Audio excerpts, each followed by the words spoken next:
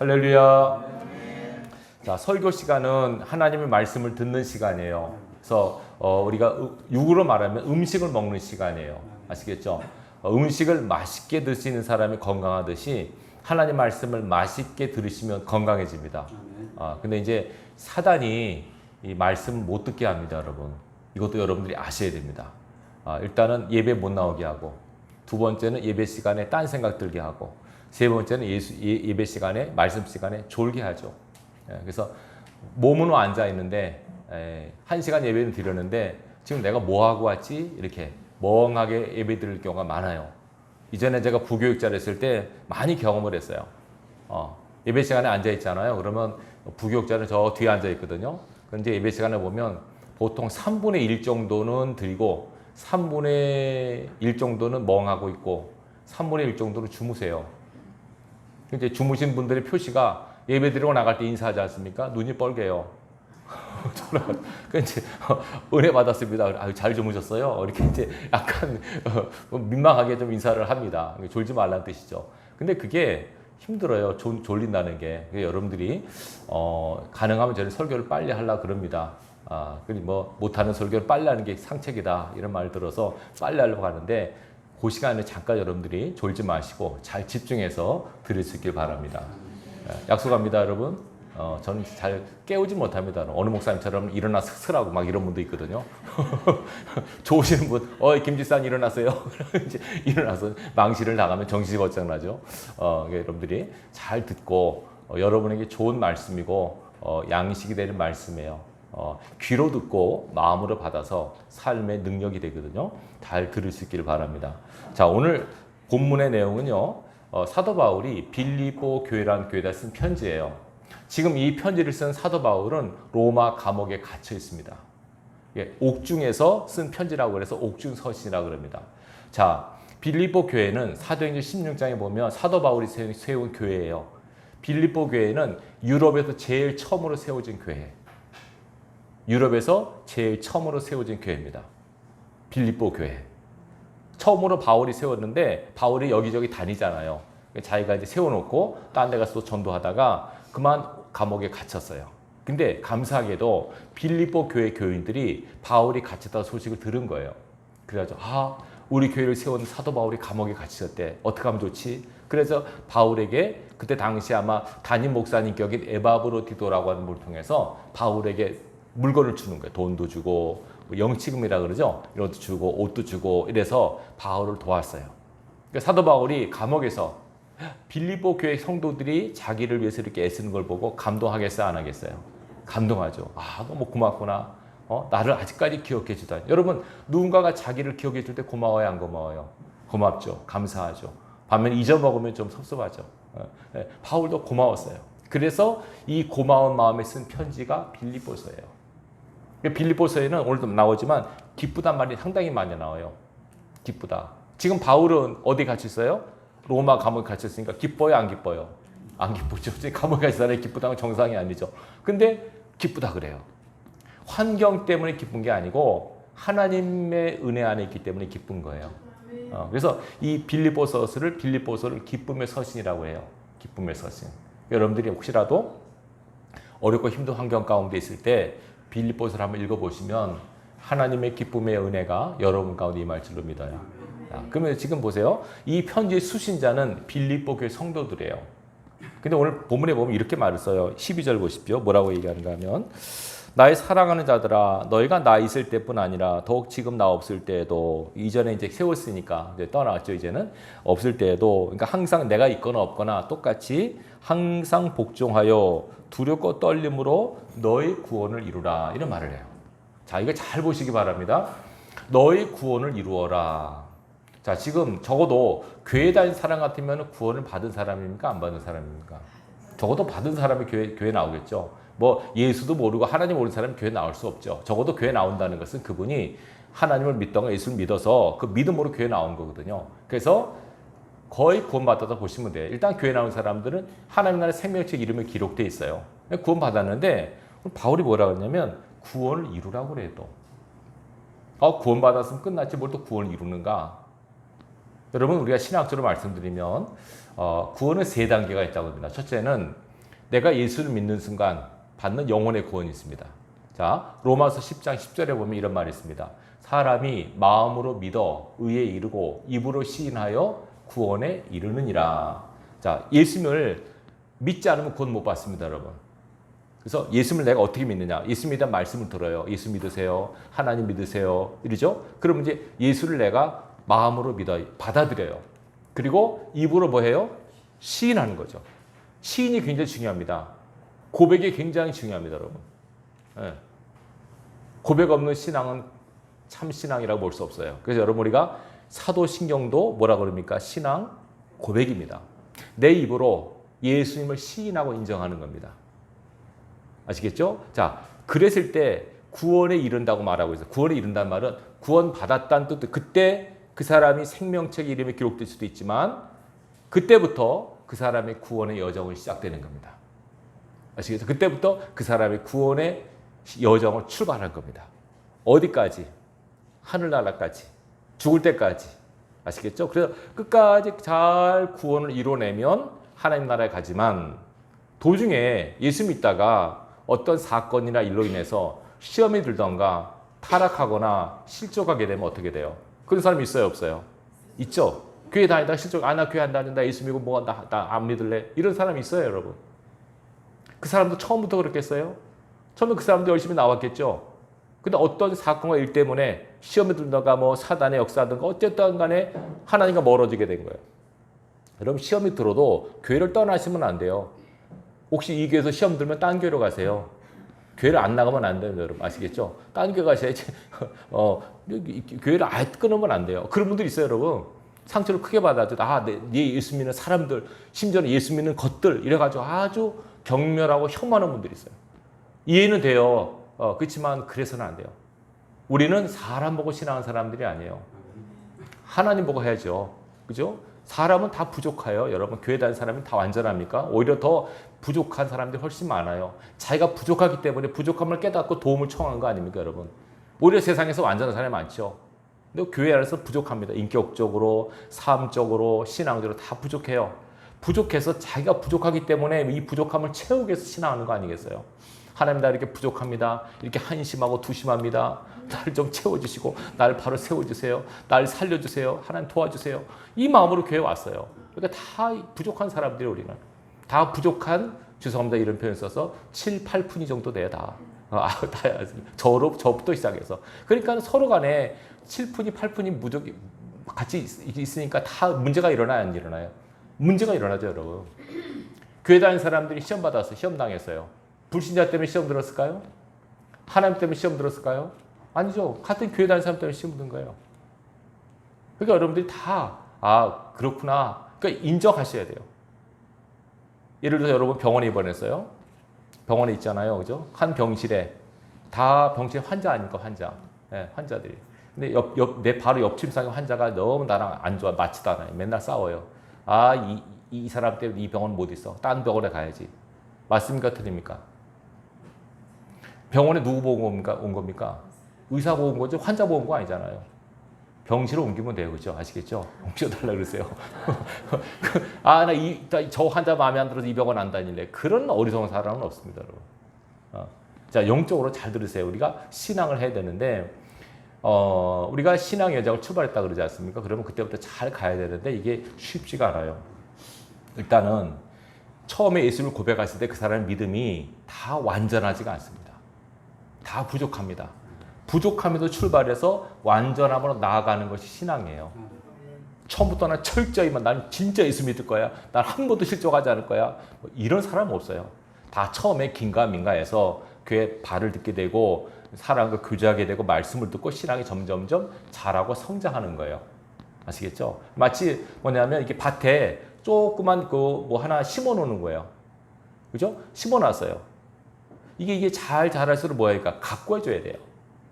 물도 주고 바람도 쐬고 햇빛도 이래서 잘 자라야 되는데 이게 갑자기 막 큰 바람이 불거나 큰 비가 오거나 뭐 아니면 뭐가 동물에서 밟아버리거나 예수님 말씀하셨잖아요. 돌이 많거나 가시가 많으면 못 자라요. 이게 자라야 돼요. 자라서 뭐가 맺혀야 돼요? 열매가 맺히는 거예요. 우리 다 열매 맺는 사람들입니다. 아시겠죠? 열매가 맺혀야 돼요. 그 열매 맺기까지는 시간이 걸려요, 여러분. 여러분 오늘 심었는데 내일 열매 맺는 나무 봤어요? 안 그렇죠. 적어도 몇 년은 필요해요. 신앙도 마찬가지예요. 처음 내가 예수 믿었으면 바로 내일부터 막 열매가 맺는다 그럴 수 없어요. 처음 신앙이 그때부터 하나하나 배워나가고 익혀나가고 다듬어지고 깎여지고 하면서 하나님께서 원하신 수준에까지 우리가 도달하는 거예요. 이게 신앙의 여정이라 그래요. 구원의 여정. 이걸 우리가 성화구원이라고 얘기해요. 따라하십시오. 성화구원. 성화란 말은 거룩하게 된다는 거예요. 거룩하게. 처음에 우리가 교회 나왔을 때 거룩한 사람이 아닙니다. 근데 점점점 하나님 안에서 예배드리고 말씀 듣고 신앙하면서 거룩함으로 변화되어 가는 겁니다. 하나님은 저와 여러분을 사랑하시지만 변화되기를 원하십니다. 어제와는 다른 오늘, 오늘과는 다른 내일 이렇게 점점점 변화되어 가는데 변화의 샘플, 목표가 있습니다. 누구처럼 변화될까요? 예수님처럼. 목사님처럼요. 그러면 안 됩니다, 여러분. 목사도 사람입니다. 저 따라하면 안 되고 예수님처럼. 그래서 예수님을 보여주신 거예요. 여러분 그 사복음서를 보시면 예수님께서 어떻게 말하고 행동하시가 나오잖아요. 그렇게 사시면 돼요. 그렇게 사시면 우리가 예수님처럼 되는구나. 그래서 예수님과 같은 영적 수준에 도달하기를 원하세요. 왜 그런 줄 아십니까, 여러분? 왜 우리를 그렇게 만드신 줄 아십니까? 그냥 뭐 이 모습 그대로 받으시지. 물론 사랑하세요. 여러분 이 모습 그대로 사랑하세요. 그렇지만 여러분들이 좀 더 단정하고 여러분들 아름답고 성숙한 모습으로 변화되기를 원하세요. 여러분 부모가 자녀를 낳았을 때 애가 아무것도 모르죠. 똥 싸고 오줌 싸도 이쁘죠. 아이고 애가 뭐 태어나자마자 똥 싸고 오줌 싸네. 약간도 못하냐. 이렇게 안 하시는 부모 없어요. 다 받아줘요. 그냥 똥 싸고 오줌 다 받아줘요. 다 밥 먹여줘. 옷 입혀줘요. 근데 이게 30살 40살까지 그렇게 되면 어떡하겠어요? 그러면 아니죠. 그럼 부모가 실망을 해요. 화가 나요. 그렇게 오랜 시간 동안 정성을 들여 돌봤는데 애가 자기 아까는 못하는 거예요. 맨날 화내고 땡깡 부리고 뭐 투덜대고 이러면 부모가 속상한 거예요. 그 세상 부모는 에이 너 이제 나랑 끝이다. 호적에서 파낸다. 그런 부모도 있지만 하나님 아버지는 그러지는 않으세요. 사랑하세요. 끝까지. 기다려주세요. 여러분들이 부족하고 연약해도 하나님은 사랑하시기 때문에 기다려주시는 거예요. 그러니까 이걸 알고 하나님 마음을 알고 여러분들이 빨리빨리 여러분의 부족함과 나약함을 변화시키고 고치도록 애를 쓰시기 바랍니다.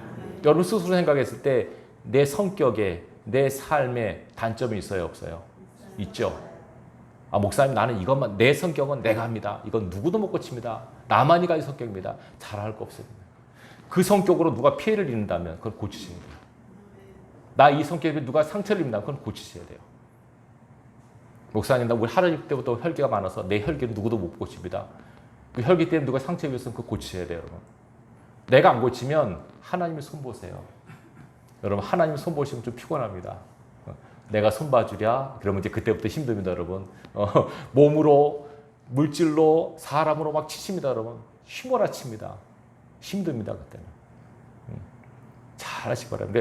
근데 저 성경에 보면 포도나무 가지 비유할 때 그 포도나무 농부가 열매를 맺게 해서 가지를 전정한다가 나오죠. 전정합니다. 진짜.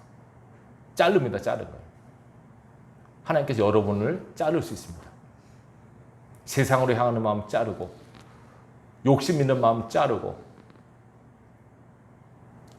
하나님께서 보실 때 안 좋은 성품과 인격이다 그러면 자르십니다. 잘려나갈 때 아픔이 있어요. 그렇지만은 하나님도 아세요.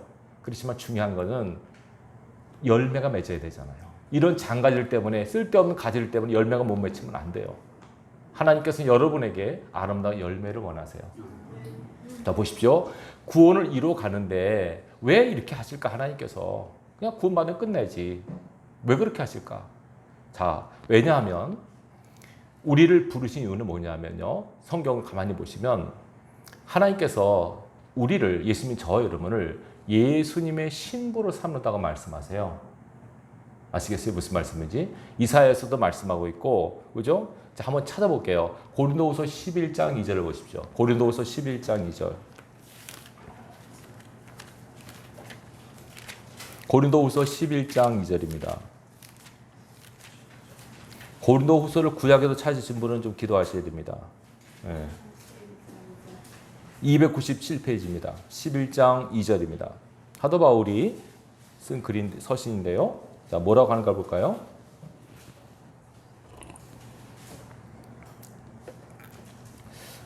고린도후서 11장 2절 함께 있습니다. 시작. 내가 하나님의 열심으로 너희를 위하여 열심을 내노니 내가 너희를 정결한 처녀로 한 남편인 그리스도께 드리려고 중매함이로다. 아멘. 자, 이게 무슨 말입니까? 바울이 뭐라 그러냐면 내가 여러분을 신랑 되신 예수님께 중매하기 위해서 여러분을 소개시켰다는 거죠. 예수님께. 아시겠죠? 정결한 처녀처럼. 이게 영적으로 잘 들으십시오. 영적으로 결혼이라고 하는 건 영적으로 결혼이라고 하는 것은 하나님께서 결혼 제도를 만드셨잖아요. 그죠? 아담과 하와를 만드시고 하나님께서 부부로 짝을 지으셨어요. 결혼이라고 하는 것은 그냥 한 남자와 만나서 그냥 살아가는 것이 결혼이 아니고요. 성경적으로 봐서 영적으로 결혼이라고 하는 것은 신비한 연합을 상징하는 것이에요. 신비한 연합. 서로 다른 두 객체가 한 몸, 한 마음으로 살아가는 것. 연합이라고 합니다. 이 거룩한 연합을 상징하는 것이 결혼이에요. 아시겠죠? 무슨 말씀인지. 네. 그래서 이 결혼을 통해서 예수님께서 뭘 말씀하고 계시냐면 예수를 믿고 우리를 구원하시잖아요. 그러면 영적으로 예수님을 신랑 삼고 우리는 영적으로 신부된 자리에 있다는 거예요. 여러분은 남자나 여자나 가릴 것 없이 신부된 위치예요. 이거 이성적으로 생각하시면 안 돼요. 영적으로 보시는 겁니다. 신부. 그래서 뭐냐면 신랑은 신부를 보호하죠. 아끼죠. 신부는 신랑을 사랑하고 흠모하면서 의지하는 거예요. 이것이 부부의 모습 아닙니까? 이것처럼 우리도 예수님을 사랑하고 흠모하고 의지하고 살아가야 되는 존재임을 말씀하는 거예요. 아시겠죠? 여러분을 신부로 부르셨어요. 그래서 우리가 이제 예수 믿고 처음에 교회 나가잖아요. 그러면 그때 너는 내 신부야 라고 딱 찜을.하세요. 그때부터 이제는 신부 단장에 들어가는 거예요. 결혼할 때 신부 드레스 입기 전에 단장하죠. 여러분 그 에스더 왕비는 1년 동안 단장시키더라고요. 왕 앞에 나갈 때. 왕비 뽑을 때 1년 동안 단장을 시켜. 몸 단장을. 대단하지 않습니까? 우리는 평생 단장하는 겁니다. 신부의 모습에 주님의 신부에 합당한 모습으로 만들어 가시는 거예요. 아시겠죠? 무슨 말씀인지. 자, 신부가 갖춰야 될 가장 중요한 요건 딱 한 가지예요. 여기 나오죠. 오늘 고린도서 11장 2절에. 무슨 신부요? 정결한 신부. 말은 깨끗한, 영적으로 죄 없는. 아시겠죠? 죄 없는 신부가 되는 것이 가장 중요해요. 뭐 없는 신부요? 죄 없는 신부. 따라하십니다. 죄 없는 신부. 그래서 이 죄를 없애야 되는데 죄송하지만 우리는 스스로 죄를 없앨 수 없어요. 그래서 죄 없애기 위해서 누구를 보내셨어요? 예수님 보내신 거죠. 우리의 정결함을 위해서, 우리 깨끗해 하기 위해서 예수님을 보내셔서 우리의 모든 더러운 것들을 다 씻기셨어요. 깨끗해졌어요. 영적으로 깨끗. 예수님 믿잖아요. 그러면 여러분 영적으로 깨끗한 사람이 되는 거예요. 그러면 내가 깨끗해서 그때부터 죄를 안 짓나? 아님을 여러분 더 잘 알고 있죠. 예수 믿어 교회 다녀도 죄는 또 죄들을 지어요. 우리는요. 화도 내고 막 죄 짓고 나쁜 짓도 해요. 그럼 이게 뭐냐? 그럼 어떻게 영적으로 원리적으로 깨끗해졌는데 실제적으로 우리는 여전히 믿음이 부족해서 죄를 져요. 사단도 유혹을 하고 내 아직도 부족한 인격이 남아있어서 자꾸 죄를 짓는 거예요. 그럼 어떻게 해요? 또 회개하고 용서를 구하고 하나님 내가 또 죄를 졌네 용서해 주세요. 그러면 또 주님께서 사해 주세요. 아까 우리 회개 기도 드렸죠.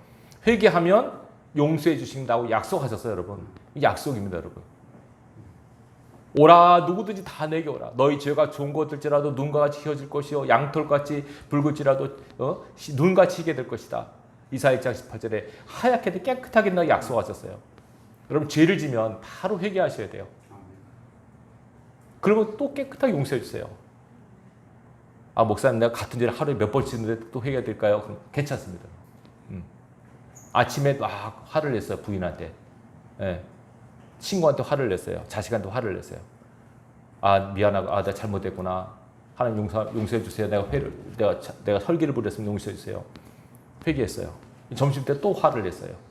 아, 또 실수했구나. 또 저희 때 또 화를 냈어요. 하루에 3번, 4번 똑같이 해요. 내가 생각해도 내가 이거 하나님 앞에 장난하는 것 같다.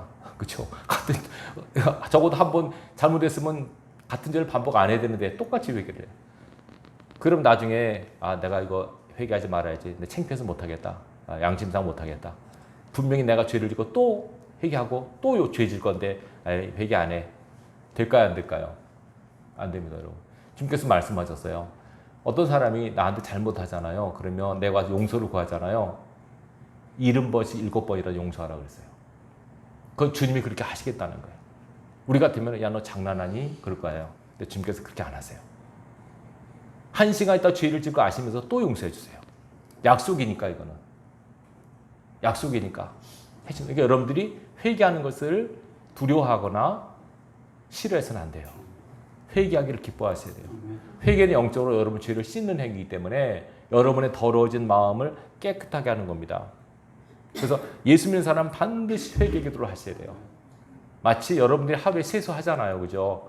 세수 안 하는 분 없죠? 세수를 합니다. 그러듯이 몸을 씻는데 왜 마음은 안 씻어요? 마음도 씻으셔야 돼요. 사실 몸 더러운 것보다 마음 더러운 게 더 심각해요, 여러분. 하나님께서는 우리 마음을 보시기 때문에 얼굴이 아무리 깨끗해도 마음이 더러우면 주님께서는 싫어하세요. 여러분들이 딱 하나님 보셨을 때 깨끗한 심령을 유지할 수 있도록 애를 쓰셔야 돼요. 정결한 신부로 우리를 부르신 거예요. 그래서 우리를 점점점 다듬어 가세요. 다듬어 가세요. 아시겠죠? 그래서 여러분들이 죄를 처음에 예수 믿고 나서는 하루에 10번 졌으면 한 예수 믿고 5년, 10년 되면 이제 하루에 2-3번을 주셔야 되죠. 변화가 있어야죠. 예수 믿을 때도 10번, 10년 돼도 10번. 이러면 하나님께서 안타까워하세요. 하나님께서 한숨을 쉬세요. 도대체 언제 좀 변하겠느냐? 좀 변해다오. 그럴 거 아닙니까? 네. 그래서 우리가 이 거룩함으로 나아가는 과정이 신앙의 과정을 기억하셔야 돼요.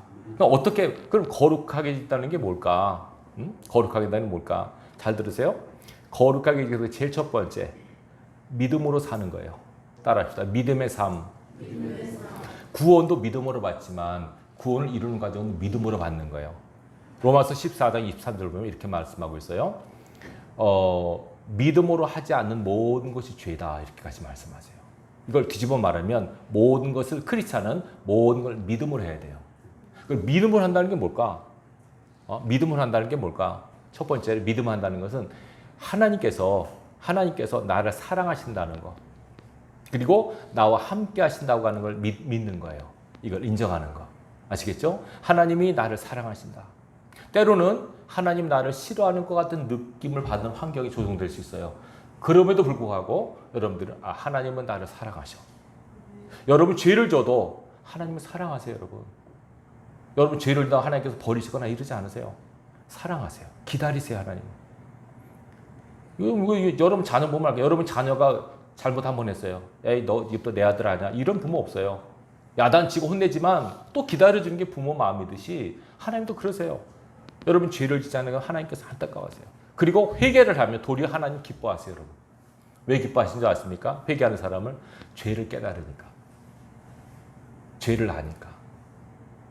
그래서 믿음으로 산다는 것은 하나님 나를 사랑하신다고 하는 걸 인정하시고, 그리고 또 하나 사랑한다는 것, 믿는다는 것은 뭐냐면 하나님께서 나와 함께 하시기 때문에 결국은 모든 것이 잘 될 것이라고 하는 걸 믿는 거예요. 로마서 8장 28절의 말씀이죠. 하나님을 사랑하는 자, 곧 그 뜻대로 부르심을 입은 자들에게는 모든 것이 합력하여 선을 이루느니라. 하나님께서 선으로 만들어 가세요. 하나님 사람들에게는. 그러니까 사람이라고 살다 보면 이런 일 저런 일 막 생기잖아요. 사는 여정 가운데, 과정 가운데. 근데 하나님을 믿으면 하나님께서 이런 모든 내가 실수, 잘못한 것까지도 다 모아서 선하게 만들어 가시는 거예요. 오묘합니다, 하나님 역사는. 내가 실수했는데, 내가 잘못했는데, 지나고 보니까, 이것 때문에 내가 잘 됐구나. 그때 내가 시험에 떨어진 거 오히려 잘 됐구나. 그때 내가 사업이 망한 것이 오히려 잘 되는 거였어. 내가 그때 아픈 것이 오히려 내게 약이 됐어. 이런 고백을 하게 만든다는 거예요. 이걸 믿으라는 거예요. 이 믿음으로 사셔야 돼요. 아시겠죠? 항상 여러분들 뭐든지 믿음으로 사업을 하던, 가정을 끌던, 공부를 하던, 직장을 하던 다 믿음으로 하셔야 돼요. 자, 따라합시다. 믿음으로 살자. 예, 항상 하나님께서 나를 살아가신다는 걸 믿으셔야 돼요. 그리고 나와 함께 하신다는 걸 믿고, 그리고 항상 결국은 내가 믿음 하나만 있으면 선하게 인도하실 것이라고 하는 걸 믿으셔야 돼요. 예. 자, 두 번째, 크리스찬 믿음을 거룩하게 된다는 것은 뭐냐면 단순합니다. 사랑으로 사는 걸 말합니다. 따라해서 사랑으로 살자. 고린도서 14장 13절 보면 10절 보면 뭐라고 하냐면 너희 모든 일을 사랑으로 행하라. 모든 일을 뭐로요? 사랑으로 행하라. 왜 하나님께서 사랑을 강조하신지 아십니까? 하나님의 속성이에요. 하나님은 사랑이시라 그랬어요. 예수님도 사랑이세요. 그러니까 아니 그분과 우리가 같은 레벨에 있으려면 우리도 사랑해야 될 거 아닙니까? 사랑하면 사랑. 그 이제 제가 이것 때문에 기도하는 가운데 하나님 이거 하나님을 사랑하라는 건 너무나 우리 귀에 못이 박히게 들었어요. 어느 사람 물어요. 최고의 계명이 뭡니까? 하나님을 사랑하고 마음과 뜻과 목숨을 다해 하나님을 사랑하고 내 이웃을 내 몸같이 사랑하라. 이거 최고의 계명이라 말씀하셨잖아요. 자, 하나님의 사랑이시고 사랑해야 된다는 것을 알아요. 그거 모르는 사람 없죠, 여러분. 근데 중요한 거 있어요. 내가 사랑을 하느냐가 중요해요. 내가 정말 그 사람을, 내가 정말 그 일을, 나의 삶을 내가 사랑하느냐? 그것도 별개예요. 사랑해야 될 줄 알지만 정작 사랑하는 마음이 없을 수가 있어요. 자, 보세요. 우리가 하나님을 대할 때 여러분 전인격적이라는 말 들어보셨죠? 전인격적으로. 하나님을 신앙할 때, 믿을 때도 전인격적으로 신앙하셔야 돼요. 그러면 우리 인격은 세 부분이 있다고 말씀드렸어요. 지적인 부분이 있고 정적인 부분이 있고 의지적 부분이 있어요. 지정의라고 얘기하죠. 지는 알고 깨닫는 부분이에요. 정은 느끼는, 감정으로 느끼는 부분이고 의지는 행하는, 움직이는 부분이거든요. 우리가 사랑한다고 할 때 이 세 가지가 같이 작동이 돼야만 전인격적인 사랑이라고 할 수 있어요. 아시겠죠? 무슨 말씀인지. 그래서 하나님을 사랑하라, 사람을 사랑했을 때는 알고 느끼고 행동해야만 그 사람이 사랑한다고 알 수가 있는 거예요. 근데 뭐가 문제냐면 하나님을 사랑하라 그러는데 저 같은 경우도 고민이에요.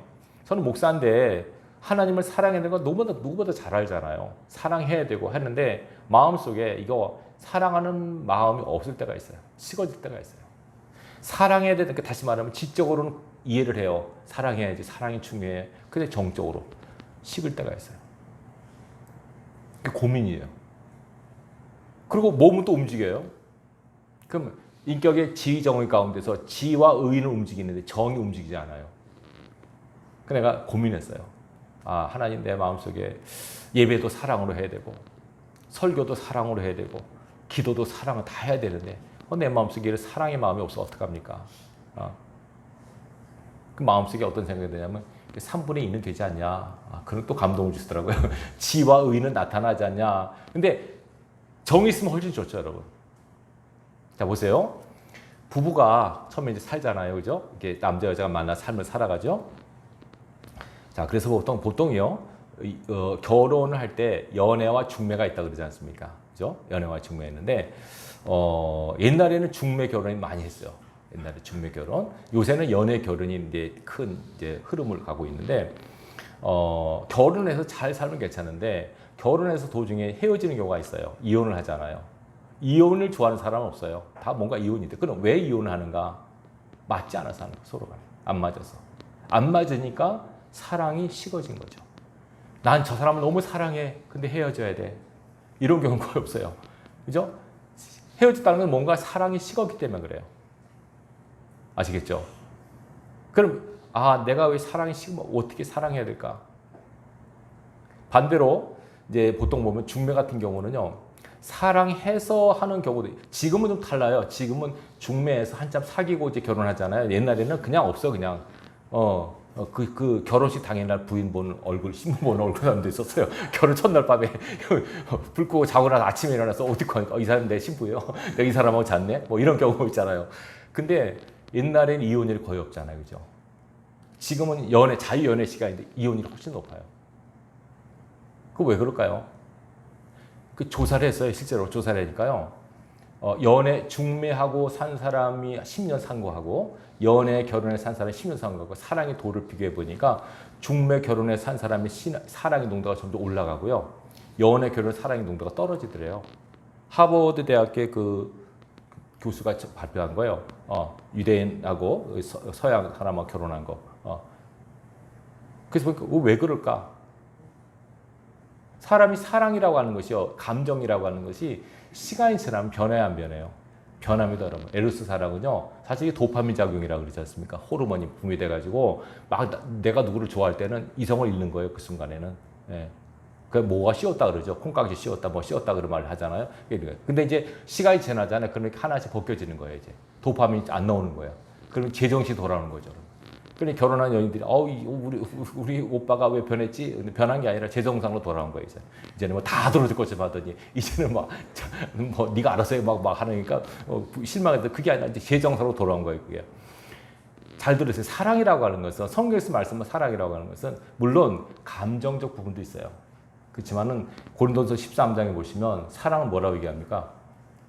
사랑의 정의가 고린도서 13장이거든요. 사랑은 오래 참고 이러죠.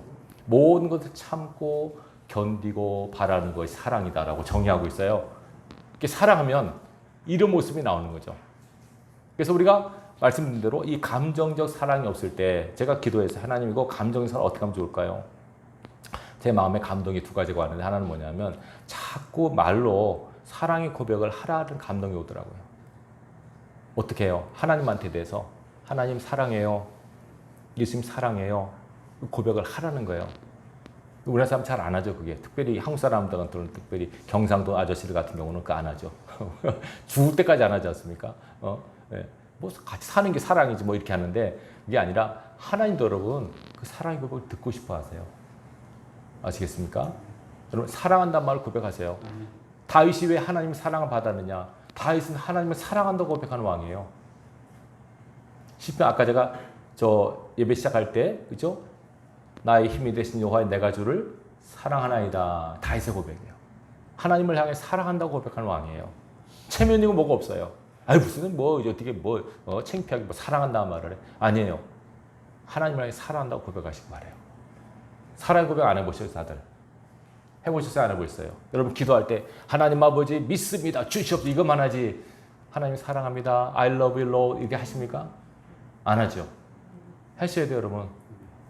이것도 고백도 훈련입니다, 여러분. 하나님 사랑합니다. 감사합니다. 항상 입술에 달고 다니시기 바래요. 그리고 자꾸 예배를 드리고 말씀을 듣고 기도하다 보면 사랑의 마음이 또 생겨나요, 여러분. 이거는 자기가 가꾸고 다듬으셔야 돼요. 가꾸고 다듬어야 돼요. 막 사랑해서, 자, 여러분 보세요. 여러분 처음에 교회 나올 때 막 하나님을 사랑하는 마음이 벅차서 나오신 분 있어요? 처음에 교회 나올 때, 나 하나님 너무 사랑해요. 교회 가야지. 이런 사람 있어요? 없어요. 몰라요, 그냥. 교회 나왔다 교회 끌려 나온 거고. 예수 믿어보세요. 뭐 예수님 복구한다니까, 뭐 잘 된다니까. 예수. 그래서 나왔죠. 근데 그때부터 이제는 주님의 신부로서 단장되어가는 시간인데 하나님의 속성인 사랑을 키워가는 시간이에요. 하나님과 아름다운 사랑의 관계를 이어가면서 사랑하는 사람으로 만들어 가시는 거예요. 계속 하나님께서 말씀하세요. 내가 너희를 사랑해. 내가 너희를 사랑해. 내가 너희를 사랑해서 내 아들을 주었어. 내가 너희를 사랑한단다. 계속 말씀하세요. 그 우리가 그 사랑을 말씀을 듣고 우리도 응대해야 되잖아요. 반응해야 되잖아요. 내가 널 사랑한다. 사랑하는 자들아. 하나님 세상을 이처럼 사랑하사 계속 말씀하시는데 그 사랑의 말씀을 듣는 우리도 뭔가 사랑의 등이 켜져야 되지 않겠어요? 아, 지금 그렇군요. 나도 지금 사랑합니다. 이런 응대가 나오기를 기다리세요, 하나님은. 근데 우리는 그거 마음이 없어요, 잘. 그게 안 생겨, 잘. 성령 충만하지 않으면 사랑할 마음이 생겨요, 여러분. 정말입니다. 여러분, 누구를 사랑해 보셨습니까? 사랑해 보시면요. 사랑이 쉽게 말하면 사랑이 충만하면 머릿속에 항상 그 사람 생각이고 그 사람을 보고 싶은 마음이 있고 그 사람을 위해서 내가 다 주고 싶어요. 그런 거 한 번도 안 느껴보셨으면 다시 사셔야 됩니다. 그거 느껴보셔야 돼요. 항상 그 사람의 생각이 나고 그 사람 보고 싶고 막 그 사람에서 내가 뭔가 다 해주고 싶고 사랑이 있으면 그렇게 돼요. 하나님께서는 우리가 이런 마음으로 하나님을 대하기를 원하세요. 근데 이게 식어지잖아요. 그러면 이게 무섭게 돼요. 그래서 하나님께서는 굉장히 서운해하세요. 보세요. 부부가 이제 어느 정도 결혼을 살다가 한 10년, 20년 되잖아요. 그죠? 그러면 거의 대부분이 다 그래요. 대부분이 머리와 행동을 하는데 뭐가 없어요? 마음이 없는 거예요. 밥은 차려주고 옷은 다려주고 하는데 마음이 없는 거죠. 그러면 살아도 사는 것 같지 않은 느낌이에요. 내가 나무토마하고 사는 건지 로봇하고 사는 건지. 그래가지고 그때부터 갈등이 일어나는 거예요. 사람은 여러분 잘 들으세요. 사랑을 받고 사랑을 하고 사는 존재가 인간이에요. 어렸을 땐 누구의 사랑을 받을까요? 부모의 사랑을 받아요. 부모의 사랑. 커서는 친구의 사랑을 받아요. 결혼해서는 아내와 남편의 사랑을 받는 거예요. 이게 사랑으로 교감하는 존재가 인간이에요, 여러분.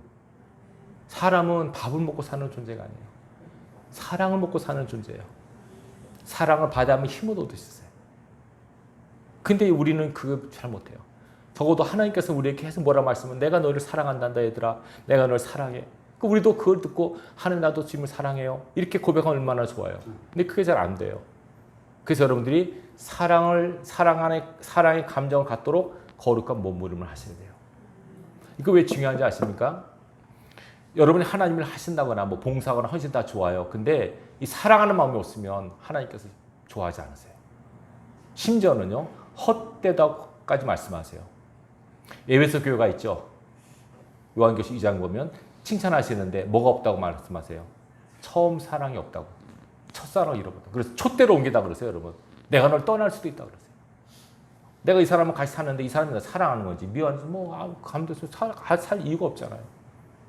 보고 한 번이라도 웃어주기도 하고 따뜻한 말 한마디도 건네고 뭐 선물이라도 주고 이러면 뭐가 교감이 되는데 뭐 이거 뭐 아무것도 안 해요. 내가 누구하고 사는 건지. 그래가지고 회의감이 느끼는 거예요, 여러분. 여러분, 사랑은 표현해야 사랑이에요. 따라합시다. 표현해야 사랑이다. 이런 말 들어보시죠. 종은 울리기까지 종이 아니다. 사랑은 표현되지 않는 사랑이 아니에요. 요한복음 3장 16절 성경 전체 요절 하나님이 우리를 이처럼 사랑하사 하늘에서 팔짱을 끼고 보셨으니 이렇게 나와요. 우리 사랑해서 인간들아 잘 내가 너를 사랑해. 우리는 뭐 모르는 거예요. 그 아들을 주셨어요. 그 뭐라고 합니까? 아들을 주시기까지 우리 사랑하셨다. 가장 소중한 독생자를 주시기까지 사랑하셨다. 이것이 영적으로 깨달아지면 감동이 되면 우리도 하나님을 사랑하는 마음으로 살게 돼요. 그래요. 그래서 여러분 보세요. 예수님의 수제자가 베드로 아닙니까?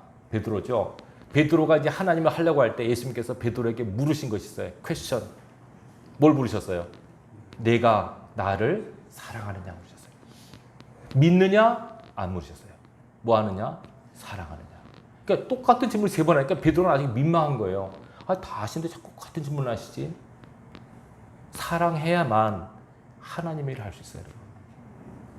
일하는 게 중요한 게 아닙니다, 여러분. 사랑하는 마음으로 하는 일이 다릅니다, 여러분. 하나님을 할 때 여러분들이 봉사를 하거나 헌신을 할 때 헌금을 드리거나 뭐 할 때도 이 사랑하는 마음이 없으면 그야말로 뭐 안꺼물은 찐빵 같은 거예요, 여러분. 헌금을 드릴 때도 여러분들이 액수가 중요한 게 아니고요. 여기 담긴 하나님을 사랑하는 마음이 있으셔야 돼요. 1,000원밖에 못 드려도 하나님 내가 이거밖에 없습니다. 그러나 주님 사랑합니다. 그러면 하나님이 기뻐하세요.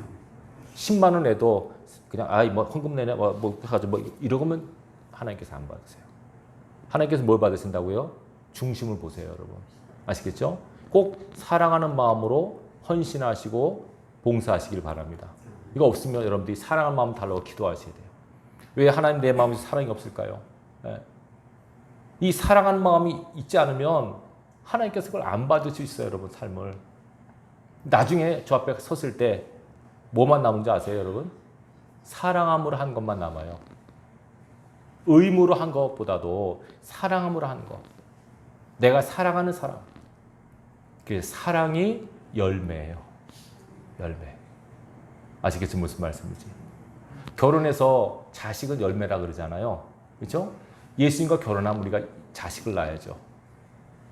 인격적 열매가 맺혀야 돼요. 하나님께서 보실 때 사랑의 열매, 오래 참는 열매, 기쁨의 열매, 이런 열매들 있잖아요. 이 열매들이 여러분 삶 속에 맺혀야 돼요. 그래야지 예수님께서 너 진정 나와 하나 됐구나. 진정 나와 연합이 됐구나. 그렇게 인정하세요. 이것이 신앙하는 거예요, 여러분. 이 거룩한 연합을 여러분들 이루어가시는 것이 오늘 구원을 이루는 거예요.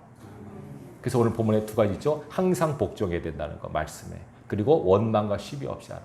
하나님을 할 때, 살아갈 때 투덜거리지 마시고요. 짜증내지 마시고요. 그런 일이 있어도 주님께서 나를 사랑하시는데 딴 거 있어요, 여러분? 물질이 있다고도 없고 건강할 수도 있고 약할 수도 있고 중요한 게 아니잖아요. 본질이 아니잖아요, 여러분. 돈은 있다고도 없는 거예요, 여러분. 사람은 건강하다 병들 수도 있어요. 본질은 하나님이 나를 사랑하신다는 거. 응? 그리고 나도 주님을 사랑하면 돼요. 이 본질만 놓치지 않고 살아가신다면 여러분 천국 문 앞에서 예수님 만날 수 있어요. 근데 이거 놓치면 나는 이렇게 많은 일을 했는데 이렇게 많이 기도하고 뭐 이렇게 큰 목회하고 목사의 열매가 뭔지 아십니까? 오늘 바울도 말했죠. 여러분이 나의 자랑이라고요. 저는 그래서 많은 성도보다는 조그만 성도 거의 다 구원시키길 바래요. 어느 목사님 1000명 목회하는데 몇 명이 천국 가냐가 중요해요. 아시겠죠? 무슨 말씀인지. 여기 있는 분이 천국 못 가면 저희 아담 말씀 하나님 말씀. 야, 무슨 목사, 너 어떻게 목회했길래 너 교회는 한 명도 없냐? 그러면 큰일 납니다, 여러분. 적어도 여러분 꼭 천국 가셔야 됩니다. 예수 믿는 믿음, 사랑하는 삶, 이것이 하나님 앞에 가는 열쇠를 기억하시기 바라요. 거룩한 구원을 꼭 이루어가시기 바랍니다. 시간이 걸립니다, 여러분. 하나님께서 자꾸 기다리십니다. 여러분도 서로 간에 참고 견디셔야 돼요. 그래야만 마지막 주 앞에 설 수 있어요. 이 믿음으로 구원을 이루는 저 여러분들에게 주님의 이름으로 축원합니다.